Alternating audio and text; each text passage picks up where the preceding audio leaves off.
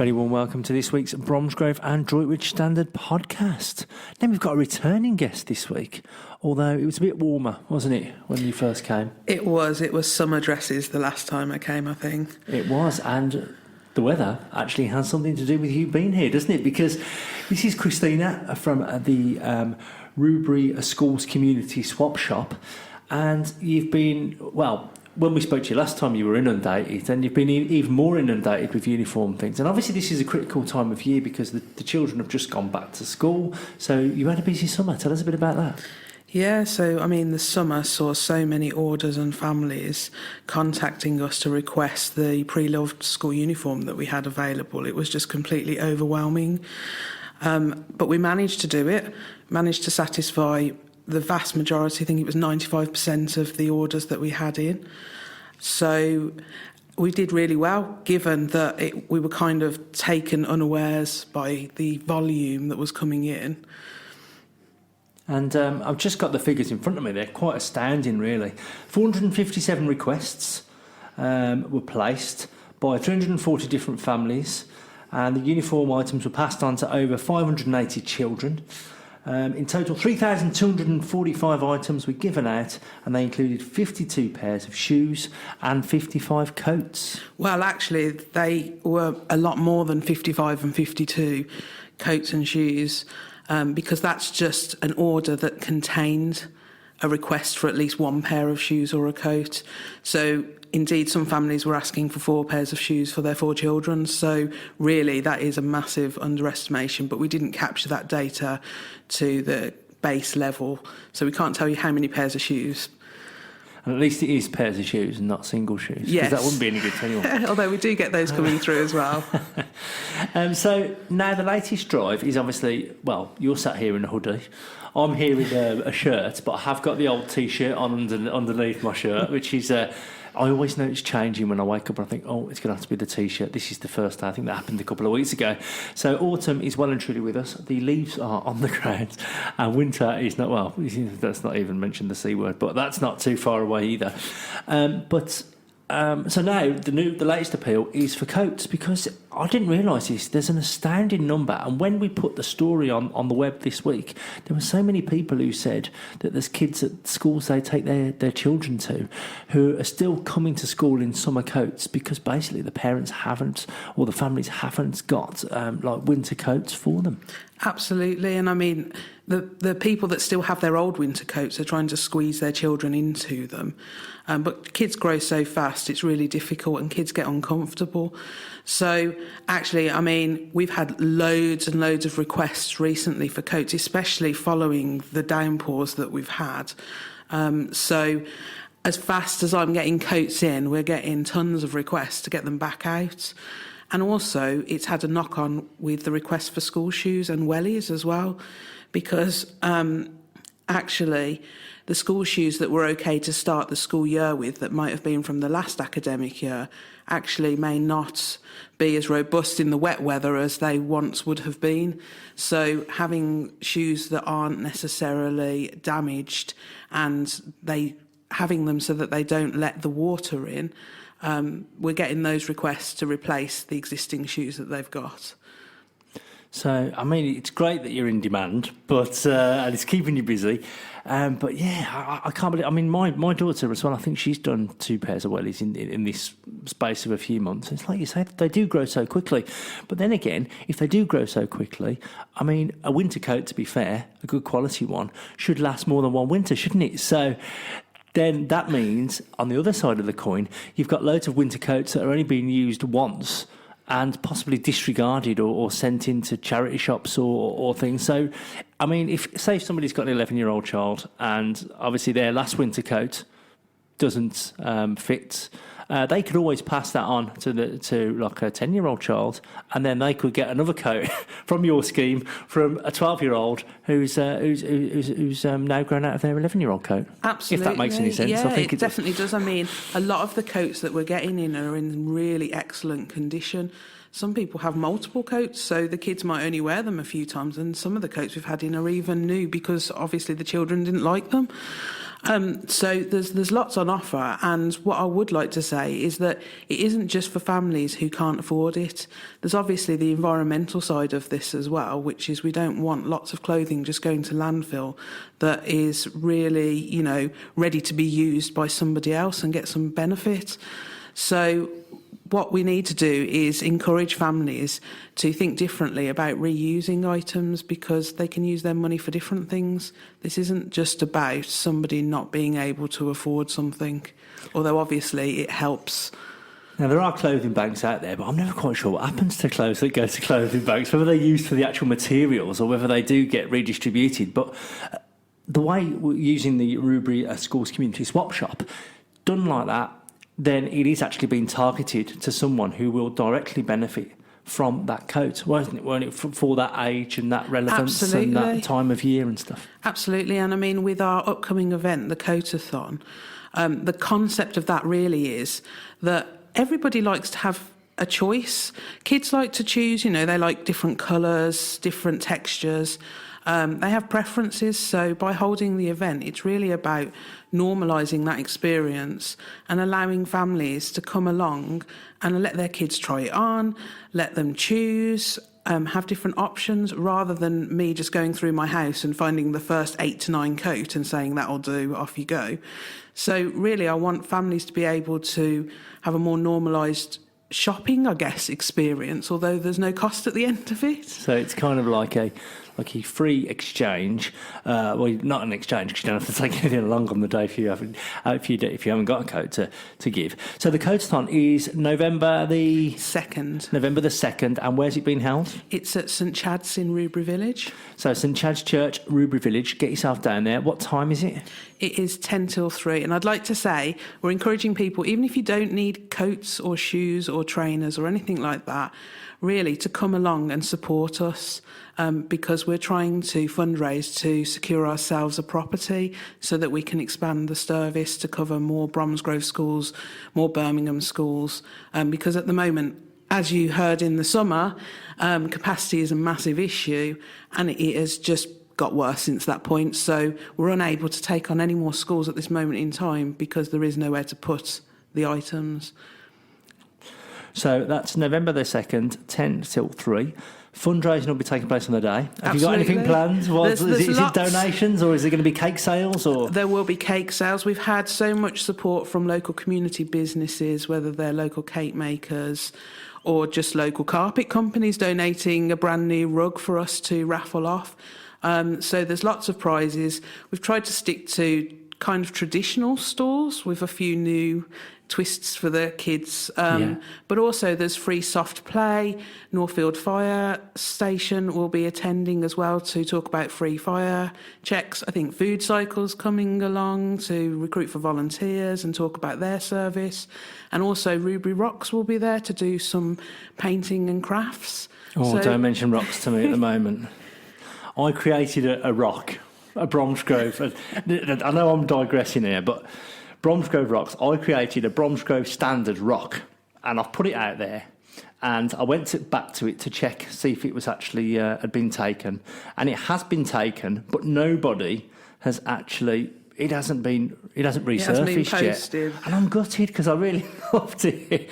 Yeah, I'm going to get it up on my phone now. If you're a member of Bromsgrove Rocks, scan down and you'll see my lovely rock, and it'll be just, you're going to love this. It is brilliant, but I'm taking from it that it was just so nice that somebody wanted to keep it. So I might have to make another one, which is, they do say like keep or rehide, don't they? But I wanted mine rehidden because I wanted to see it go across. I even hid it somewhere where it would lightly go on a journey. It's all the way down now. I'll have to repost it on here. So to you know people. What, Tristan, you can come along to the Coat-a-thon and you can paint yourself a new rock. There it is, look. Oh, lovely. It's good, isn't it? It's a front page of a Bromsgrove standard. I'm pretty impressed with that. It is good. And I just wanted it to resurface somewhere, but it hasn't. So if you've seen our rock, please get in touch. But going back to the coat-a-thon, the coat-a-thon's on the 2nd of November. So people can they take coats on the day, or do they have to donate them beforehand? Yeah, so St Chad's has kindly agreed to allow us on the week leading up to the event to allow people to drop off there, because obviously logistically we're going to have to move everything on the morning of the event, and there's already quite a lot of stuff. But also they can bring it along on the day as well.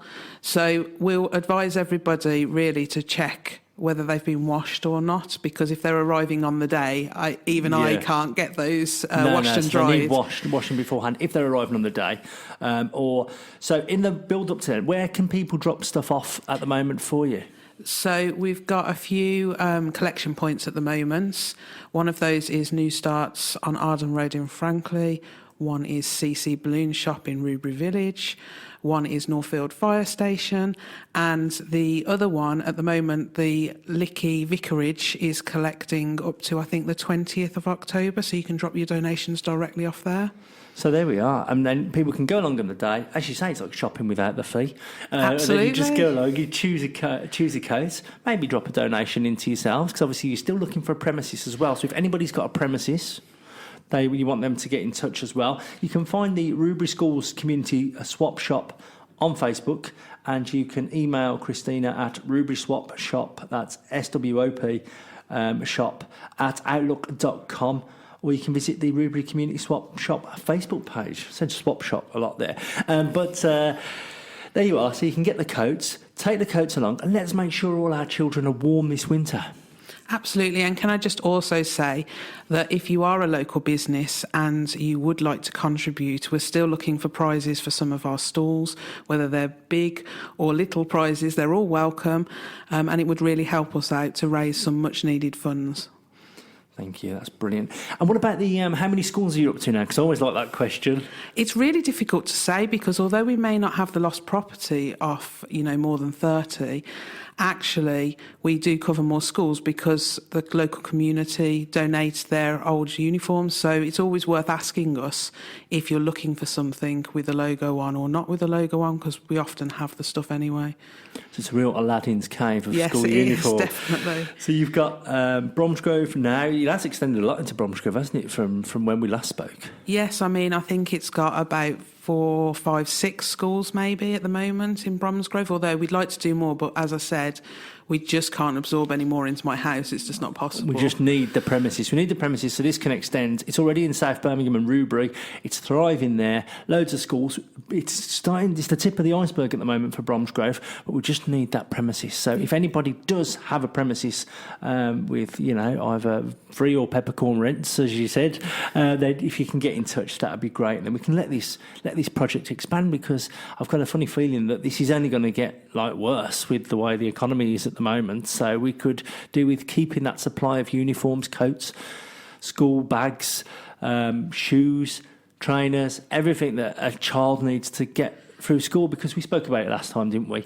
If you're sat there and you're not in a very comfortable uniform, or you're worrying about, what you're wearing and things, you're not going to make the most of your education. Absolutely. If you're worried about getting told off, or having to explain why you're not wearing the right types of shoes, it's uncomfortable and difficult for the children, and they generally tend to not react well to that pressure from the teachers. Although the teachers are amazing, they've been helping us out lots, and they always put the children first when they can, and have their own interventions in school, to be honest. So, but we just want to help them out, because we know what pressures that the teachers are under at the moment. Let's take the pressures off the teachers, the schools, the parents, the kids. And let's get the kids focusing on what they need to focus on, which is learning, getting the best grades possible. Absolutely. But don't worry if they don't get the best grades. We've been through all that at GCSE and A-level time. But we want to make them as comfortable and as warm and as cosy as possible, so their learning is enjoyable. That's it. You might as well enjoy it, because I tell you don't realise, do you, that about school days, that they are the best days of your life, and then when you get to absolutely. when later on, everybody reminisces about school, and it's on Facebook now. I've got so many people. We've been to reunions, me and my school friends from St Thomas Aquinas, and they're always like, "Oh yeah, no, do you remember that? Do you remember that?" And my daughter was cheerleading the other week. I say the other week, it's probably a few months now. And she was cheerleading. She had a training session at St Thomas Aquinas, and I went there, and I said, right, I've got to come and see how this school's developed and everything. So I went along, and as luck would have it, on the Saturday, they were doing some maintenance work, and the guy who was maintaining, in charge of maintaining the building, I don't know if I'll get him, I hope I won't get him into trouble, but he said, I explained the situation, and he went, I'll show you around, and he showed me around the whole of my old school, and it was fantastic, and he brought back so many memories. So your school days are the best, so let's make them the best for our children. Now we're going to stay with Rubery now, because there's another brilliant community spirit story.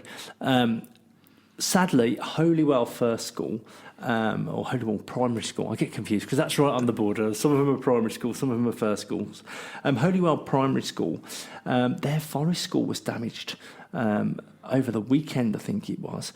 And the Rubery community, being the great community it is, as it's shown with this scheme, Rubery community has pulled together, and within the space of a day or two, businesses came forward. I'll just mention a few of them. We've got Amy's Floral Design, Father's Barn, Food Cycle, Rubery Market, the Rafters Cafe, Michael Caine, and not the Michael Caine. My name is Michael Caine, spelled differently, and Alex Metcalf. They all pulled together. And it all started because Alex's stepson, Dexter, after he found out, he's a school counsellor there, and after finding out about the damage, he said, why don't we put it on the Rubery community group, which I know is one that you use and Absolutely. we use as well. I share everything remotely Rubery on the Bromsgrove standard. I always share there.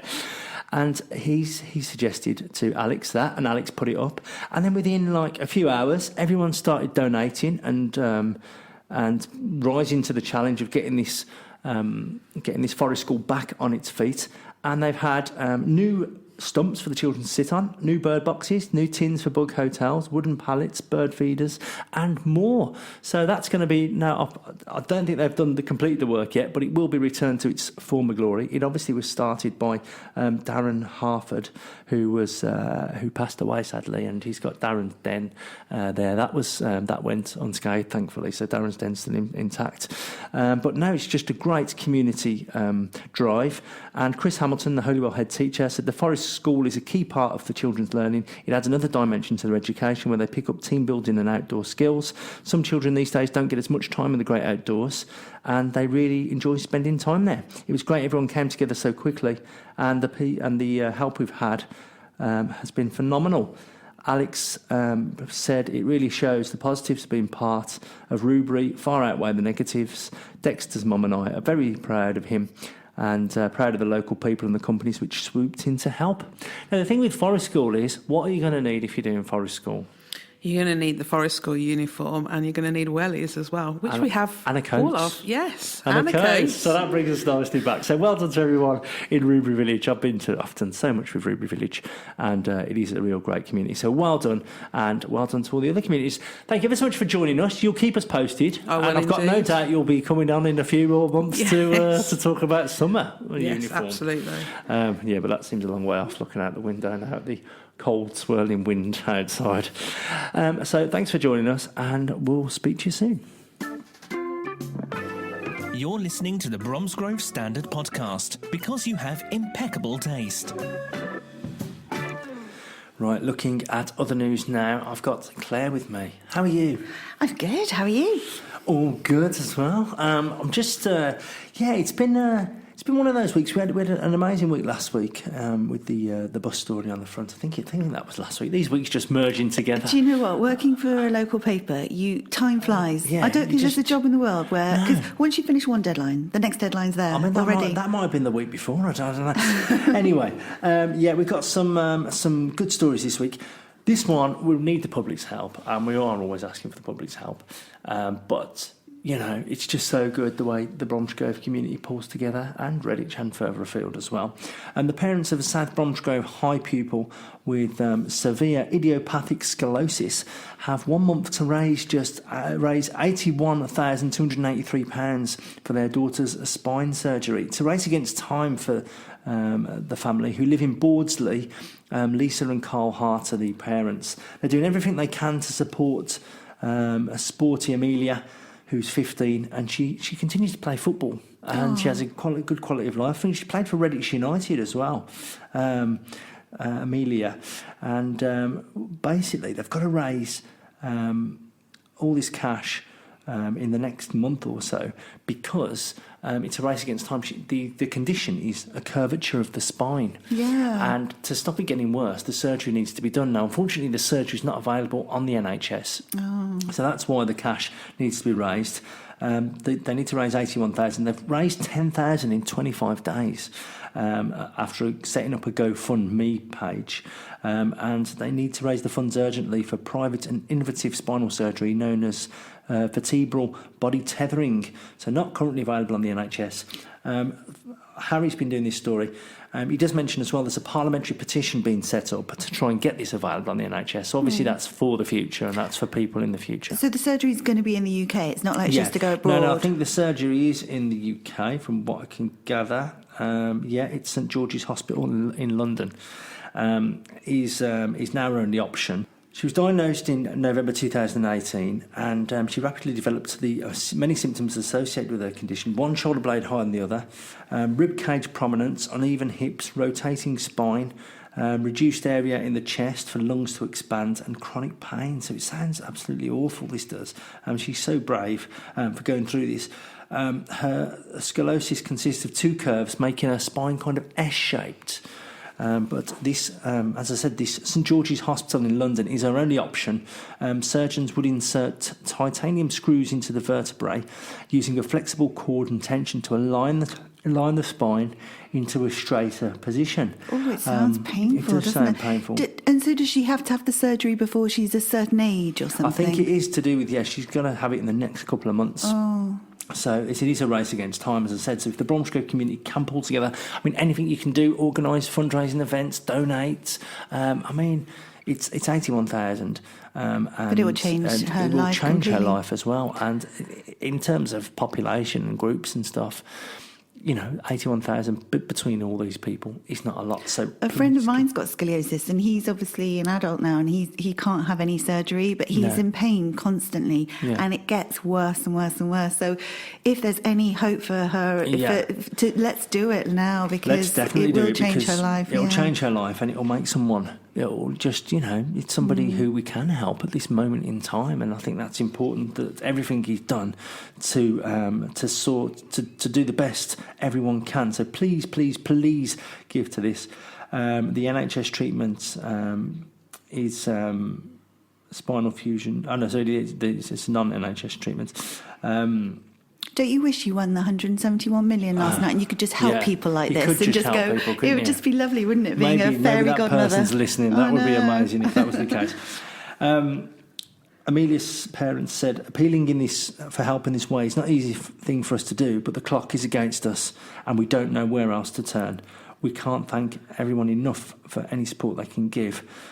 So you can help Amelia's campaign by using the hashtag Amelia-kicks-her-curves. So Amelia kicks her curves, obviously a good footballer.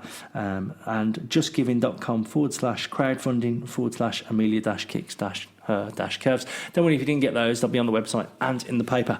So hopefully, fingers crossed for Amelia. Now, a fundraising campaign that has gone crazily well.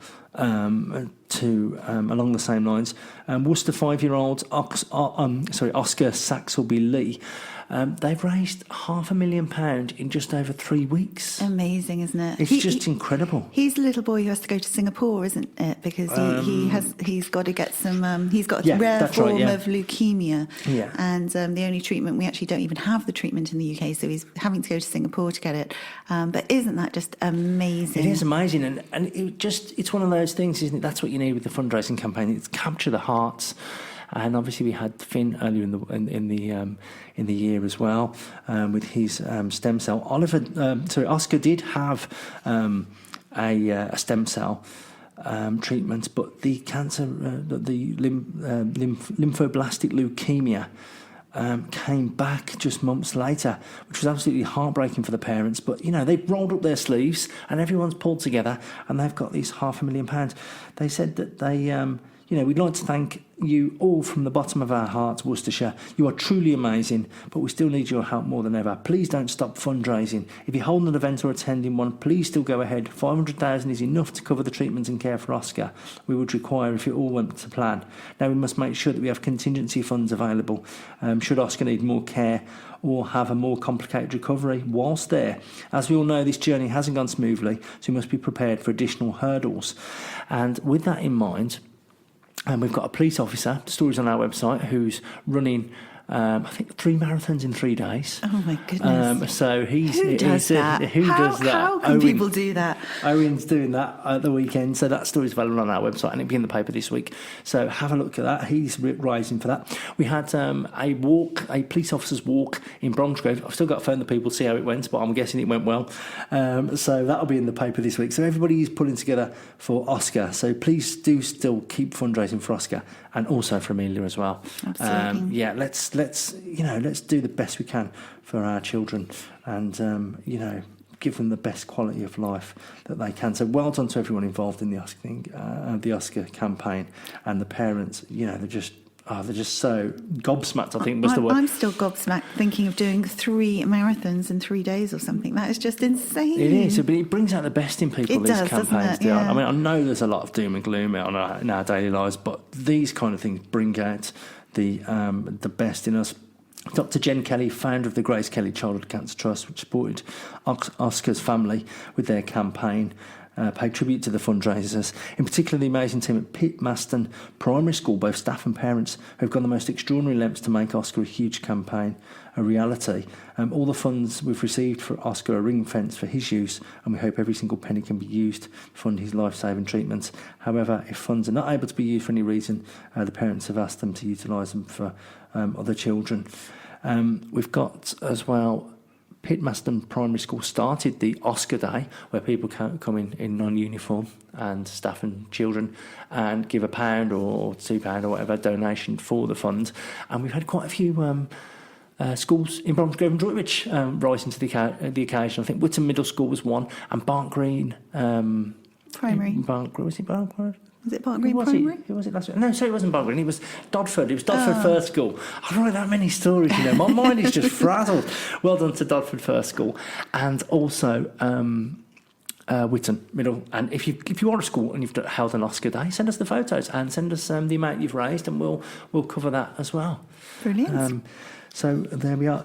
Staying with young people, it's a bit of a young people's programme, what with the interview and stuff. So 2 young dancers from Bromsgrove are through to the final of a national competition after wowing judges at the regional stage. Caitlin O'Brien, who's 11, and Ella Smith, who's 9, both attend Spirals Dance and Performance Academy and St John's Middle School. They won a talent show in April in Torquay whilst on holiday at Park Dean site. The victory qualified them for the regional finals. Last weekend they triumphed there, and now they've got a national competition in Skegness. Wow. On November the 8th. Becky O'Brien, Caitlin's mum, said they've done fantastically well. We're so proud of them for putting Bromsgrove on the map. Whenever they were asked where they were from on stage and they told them, people was like, we don't know where it is. What? Everyone knows Bromsgrove. What about, we've got the Chancellor of the Exchequer and everything. So they're spreading the word about Bromsgrove. That's good. Ella's mum, Vicky, said, we're so chuffed, we went on holiday in April, didn't even know there was a competition. They had already rehearsed the routine with their dance teacher, Helen, that she'd taught them, so they thought they'd give it a go. The mums had to then go out and find a matching outfit for a shop so they could perform on stage. And they do know now, they said, if you've got kids who are like, you're going on holiday and you've got dancey kids and stuff, they've now learned that they always take the matching outfits and stuff with them, just in case. I suppose if you're not going to use them before the end of the holiday, if there is no competition, they could always do a quick routine on the beach or something. Absolutely, to entertain the people. Get them out there with a hat in front of them, make a bit of money. Bit of money for the holiday. There you go. Excellent. So fingers crossed for the national final for them. Are you a good dancer? No. Well, your daughter is an incredible dancer, isn't she? She's like one of the She's a cheerleader. Oh. So, and she does. Yeah, she did cheerleading, and then when she took on gymnastics at secondary school in the first year, she because of the cheerleading suppleness that she'd got, she actually took gold in gymnastics I've seen as well. the videos and pictures you post on Facebook and things, and she looks absolutely incredible. I went at the weekend to watch one of the NFL games in London. You know, the American football players who come over, and they brought all their cheerleaders. And oh my goodness, just watching these girls, it makes me want to be 20 again, because I want to be a cheerleader. I think it's the coolest thing. I think I've got a memory like a sieve. Mind you, they say that, don't they? But they say nobody's really got a bad memory. And to be honest, I think what happens is people remember things that are important to them. So we were saying like the stand-up, right? So like jokes to me are important. I could tell you like 10 jokes now, because I just love making people laugh. Yeah. And I think that's the thing. And they did this TV programme, and they took you on a journey, and you had to focus and memorise, and I think I memorised like 90% of the stuff. It was. I have got a good memory, but I don't think remembering dance routines is high up on my list of priorities at the moment. No, do you know what? It's a whole different muscle apparently in your brain. You have to train it. I've got a friend who's like a British ballroom dancer, and she's won all these competitions, and she was trying to teach me some of like the Strictly Come Dancing routine things, and she just remembers it just like that. But she was saying that it's a whole different part of your brain you use apparently, and they've done studies, and you have to practice and practice and practice to be able to work it. And but I'm the same. You could tell me a routine, and no, it'd be six months later. My I still daughter wouldn't be able to do Chloe, it. she's just there, and she does it. And sometimes these routines go on for like 4 or 5 minutes, and she remembers every single move. Wow! But she started off writing them down by bullet points to them. I mean, I don't know what the moves are, but she wrote them down, and then just going. She was saying them out loud as she was doing them. So maybe that's the way. I don't know. I'll have to get a dance expert in one week. That'd be nice. Yeah, it would be good. And Aaron, finally for the news section, we've got to say a big shout out to Pat Tansel, the Bromsgrove librarian. She's retiring next Friday. We're doing this a week early because she's actually got a bit of a coffee, tea and cake event going on her last day on the 18th of October. It's going to be a very sad occasion. I mean, I've been here working for the Bromsgrove Standard since 2001. So I've been there in the town for 18 of those years, and I always remember Pat. Every time we went to the library, Pat was there, and we've had loads of response on the Facebook, and it's been shared on Spotted Bromsgrove. And how many years has she been there? 38 years. 38 years. She started as a junior library assistant at the former Bromsgrove library site on Stratford Road. Remember that one by the tyre place? Yeah. And then that was 1981, and she said she's seen some dramatic changes. She said in the first part of her career, there was a librarian, Mrs. Barley, who took her coffee breaks in the staff room on Saturdays. Every other time, she'd be in her office, and you'd have to take her the coffee with a biscuit, and you daren't spill the coffee on the biscuit and things. And then, of course, do you remember back in the day there was all the shh in libraries? Libraries are just completely different places now. Libraries used to be a little bit scary sometimes, didn't they? Because some of the librarians were always like really strict. It was almost like teachers at school. But I always remember Pat. She was just always lovely. She was one of the lovely ones.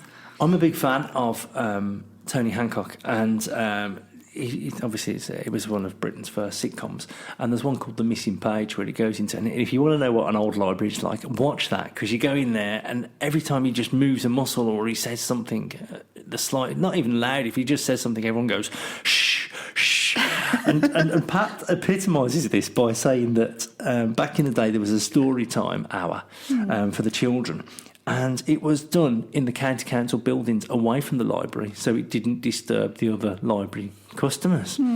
Whereas nowadays, she said, we've got like 2 sing and rhyme events a week where people just come into the library and it's all vibrant and bright and loud. I haven't been to a library for years, actually. Oh, you ought to go, I know. I kind of do all my research online, which I guess lots of people do. You know, have libraries really suffered? They have probably, haven't they? Libraries have suffered, More people need to use it. It's a use it or lose it. And I mean, we saw campaigns earlier this year to try and save. There was a big library review of Worcestershire. They were trying to slash the budget, and they're trying to, and there was rumours that like Droitwich or Rubery or Catshill Library might fall victim, and even Bromsgrove at one point. When Bromsgrove just moved into a new purpose-built, converted Parkside school.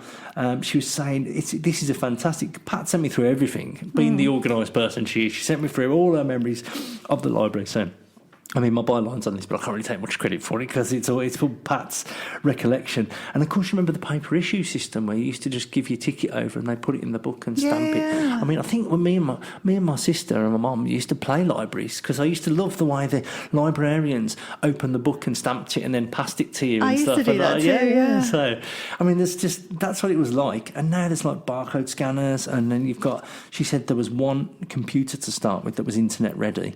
And the first time she used the internet, she was looking for a utility company's address so someone could write to them, and she was looking up on that, and that was the first time she used it, and they only had one computer internet ready. Now they've got more than 20. And if I'm in Bromsgrove and sometimes the day's running away with me and I think then I've got to come back to Redditch and then go to Norfolk, I'll actually go to the library and work from the library.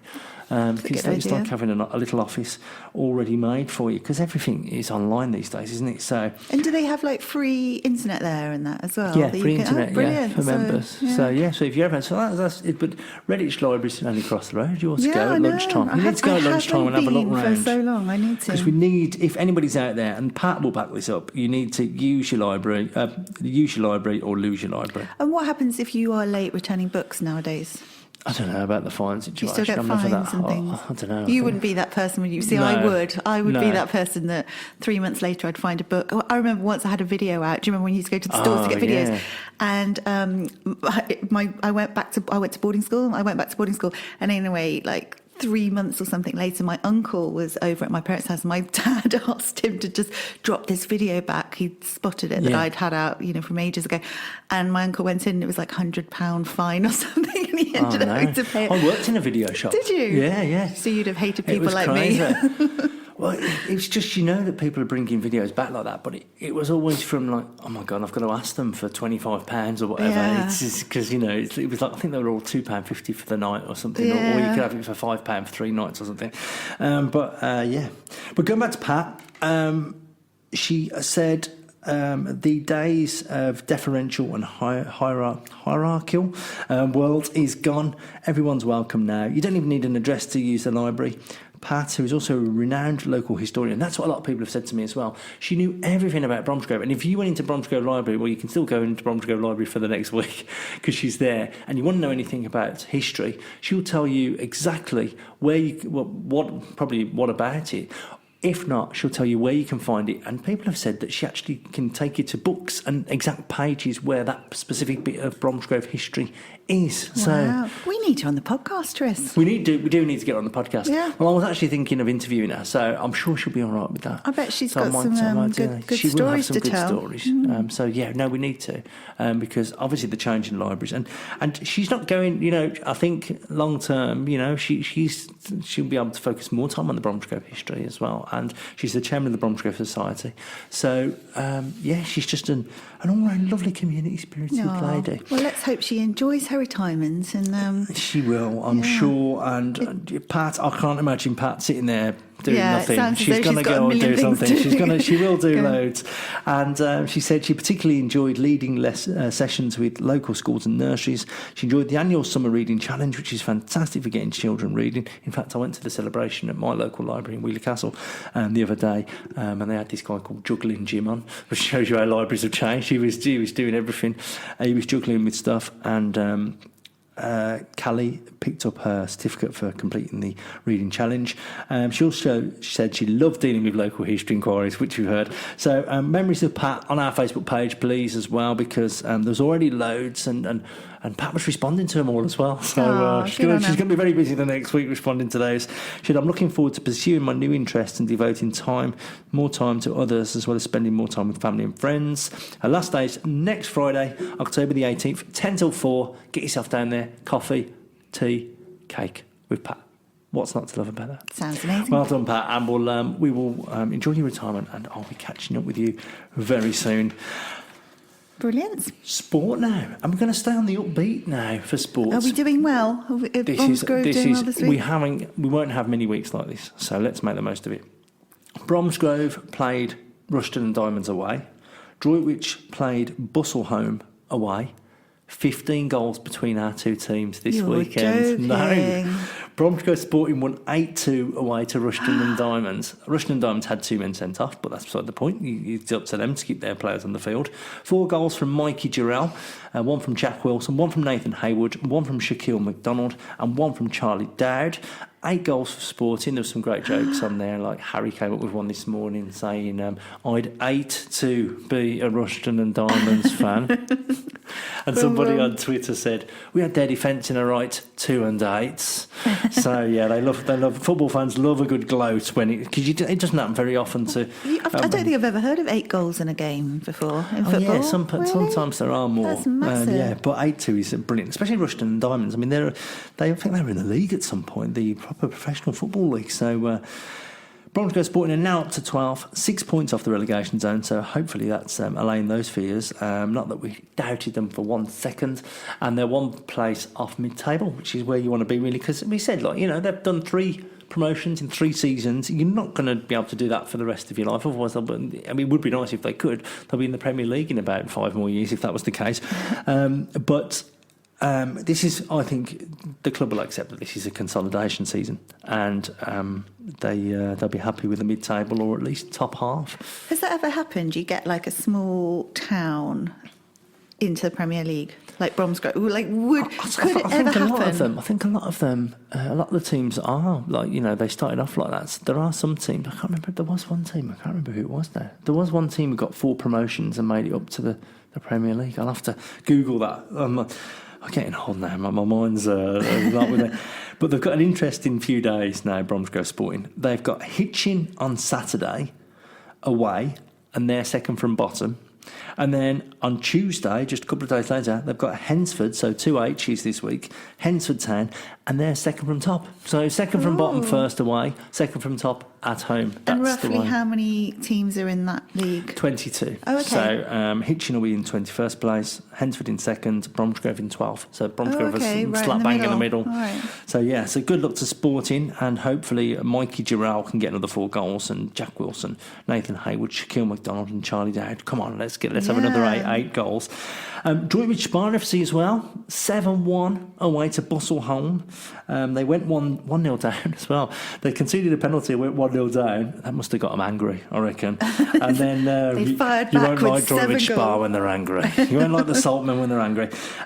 Connor Collins got 2, James Lemon got 2, Jordan Cox, he got his first goal for the club, so well done to him. Ben Tilbury and Bradley Burgess. So that's 1, 2, 3, 4, 5 scorers. That's half the team got Brilliant. a goal at least. And the same 1, 2, 3, 4, 5 scorers in Bromsgrove. Oh, let's keep it up, guys. This is good news, isn't it? So they're currently 8th position at the moment. They're on 10 points, but they've got a ridiculous number of games in hand. I don't know if it's because the game's called off and cup matches and stuff. It means you don't get your league games, but they're 3 games off leaders Wellington and 8 points. So if they won those, they'd be top. Wow. And they're 4 games off second place and 7 points behind. So they could be, if they won all their games in hand, they could be top of that table. Amazing. And we know about Droitwich with their new ground on the way and stuff, so we do want a promotion there if we can. This weekend, they're in the FA Vars again, so they've got Whitchurch Allport. So good luck to Droitwich Spa against Whitchurch Allport. And that concludes the sports. Claire, you're up next now. Tell us all about the entertainments. For all the things to do and see this week, it's Claire Bullivant with this week's What's On Guide.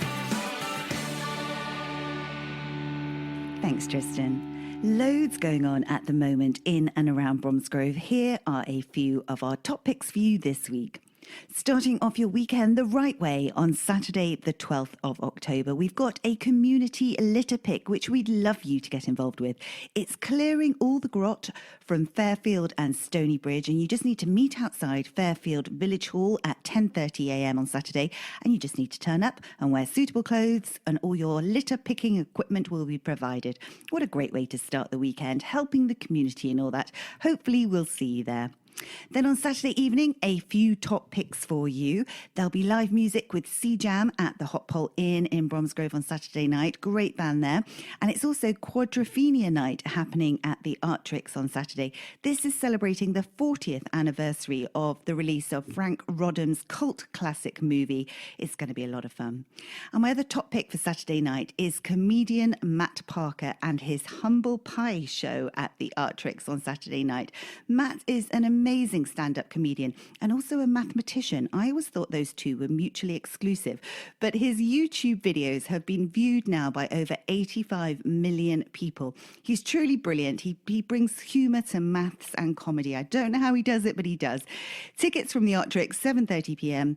on Saturday night there. Then on Sunday, the 13th of October, who loves a bit of history and also walking? If you do, you'll love an Ian Jelf walk through Bromsgrove. You just need to meet outside the Bromsgrove Norton Collection Museum. That's on 26 Birmingham Road, B61 ODD is the postcode for your sat-nav, at 11 a.m. And Ian will take you on a tour of the town. Ian Jelf, he's a qualified Blue Badge tourist guide. He knows everything. He's Mr. Knowledgeable and he loves taking people around surprising places, both famous and the more obscure ones that you might not necessarily know. 11 a.m. outside the museum on Sunday morning. Then also on Sunday, there is a Crystals and the Chakras afternoon happening at number 3A in Aston Fields. This is where you can explore easy ways to harness the energy of crystal healing and our chakras to improve our health and well-being. It's all fascinating stuff. Lots of knowledgeable people will be there to explain. 12 noon until 3 p.m. And again, that's at number 3A in Aston Fields on Sunday. And if you know anyone getting married soon, make sure they check out the wedding showcase happening at Manor Hill House on the Swan Lane in Upton Warren on Sunday. This is 12 noon until 4 p.m. You'll be served canapes and a glass of fizz on arrival, and you can meet their award-winning team and a selection of local recommended wedding suppliers there. Lovely venue, lovely people. Do try and check it out. These things are always great for getting ideas if you're getting married, so the more you can go to, the better. Then a date for your diary next week is on Thursday, the 17th of October. And it's Annie at the Norbury Theatre in Droitwich. The box office number there is 01905 770 154. And it's going to be a great show. Annie was my absolute favourite film growing up. And the first time I saw it on stage, it blew my mind. I actually wanted to be an orphan and all that. Do try and get your tickets and support our local theatres. It's going to be a great show. And that's it for this week. Remember, if you have an event going on, do let us know so we can let everyone know. Back to you in the studio, Tris. Thanks, Claire. Loads going on again this week. So, whatever you're doing this weekend or this next week, have fun. Thank you ever so much to Kristina regarding the coats appeal. So help out there if you can. And Amelia's appeal as well. And keep giving to Oscar. So much to do. It's getting very autumnal now at the moment, isn't it? Get a nice casserole on at the weekend. That'll be nice. And remember, if you do want daily updates, if you're not following us already, you can find Bromsgrove Standard and Droitwich Standard on Facebook and Twitter. Yeah, we've got our websites, bromsgrovestandard.co.uk, droitwichstandard.co.uk. You can message us through those via email or on any of the social media platforms. If you've got any ideas of things we can do on the podcast or things you'd like to see, maybe you'd like to come on the podcast, maybe you've got something that you're doing in the local area, or maybe you want coverage in the paper, please get in touch and we'll do our best to get you some column inches, some website space and some time on this podcast. All that's left to say, have a lovely few days, have a lovely week, and we'll reconvene at the same time next week.